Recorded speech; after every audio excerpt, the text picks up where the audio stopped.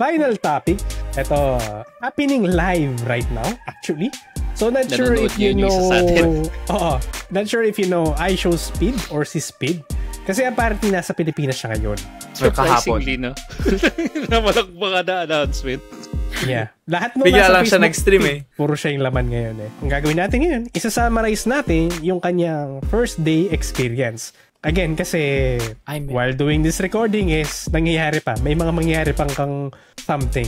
So, yung first day muna yung isa-summarize natin. To start yung nangyari is basically si Speed is nag-livestream siya. Of course, kasi naman talaga yung ginagawa niya. Nag-IRL livestream siya. Then, si Speed is naglaro siya ng basketball. Nakipaglaro siya sa basketball sa mga Pilipino. Tapos natalo. Actually, yes.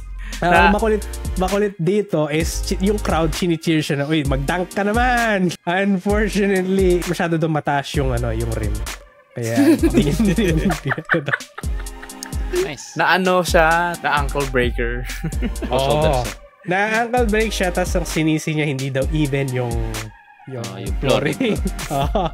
Gawain ko rin yan eh. Sabi din niya madulas eh. Kasi ang nangyari naman doon is nakipag 1v1 siya doon sa isang fan, basically. Afterwards nung game, yung isang fan is binigyan siya ng LeBron James na jersey. Siya yung binigyan? Siya. Hindi siya yung nabigay, siya yung binigyan. Okay. Makes sense. Okay. Yun yung basketball naman niya. Then, after niya mag-basketball, pumunta siya ng Binondo, Manila. Boy pa ba siya ngayon? Grabe naman kayo. Buhay pa siya. Nagla-livestream pa siya. Buhay pa. Okay. Good. So, pumunta siya doon para i-try yung sagot, gulaman, and spicy siomai. Gugutom na. Panalo. Sinasabi niyo pala pagkain na yan. Sabi na, may gugutomin dito ng blanket. Di pa niya ata na-try yung balot na eh.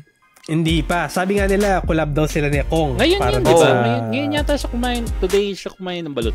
Ayun, di ko nakita kanina. Yeah. And then I think nag-try din siya ng siopaw. And then in a typical Pinoy, yung mga Pinoy, is niloloko nila na pusa lang yan. Kalalaan nila. Habang kumakain siya ng siopaw, sumisigaw yung mga tao sa likod, meow, meow, meow, meow. Grabe. Pero di ba totoo yun? Joke lang ba yun? At some point of my life, I think totoo yun. Pero sa current ngayon, mukhang hindi na. Yun, na-prank siya in a way. Into thinking na pusa yung kinain. Siopaw, pusa. Meow, meow. Tanga nila. Yun. Then, after that is, nag-drive din siya ng Kalesa. Siya yung driver. Okay. Hindi ko nakita yun. Nag-book siya ng Move It. Yeah. Motorcycle. Papuntang BGC. Kasi sabi niya palagi, BBC. Alala, BBC. Sabi niya, BBC yan. Okay, no comment. Sure. Okay. And then once he landed sa BGC, he was greeted by a huge fan. Pero hinostage siya. Sa Mercedes. Sa Mercedes ba? Paano nangyari? Akala ko nga bibili siya ng kotse para makaalis na sila. Pero di ko lang bakit doon siya pinapasok ng mga bodyguard niya. Sa Mercedes na shop? As in yung car shop. Nandun yung alam ko yun sa BGC. Dinungo siya. Tapos hindi siya makalabas doon. No? Hindi siya makalabas talaga. Na-zombie. Alam ko nag-call na sila ng police noon nung ending na nung stream. Parang normal na nangyayari yan pagka nag-IRL stream si... kasi Asia countries no? Pero to end with a good note naman sa kanyang day one na experience or adventure sa Philippines is na-meet niya si Hypebeats, yung nagla-livestream ng Mobile Legends, yung nagkakamali.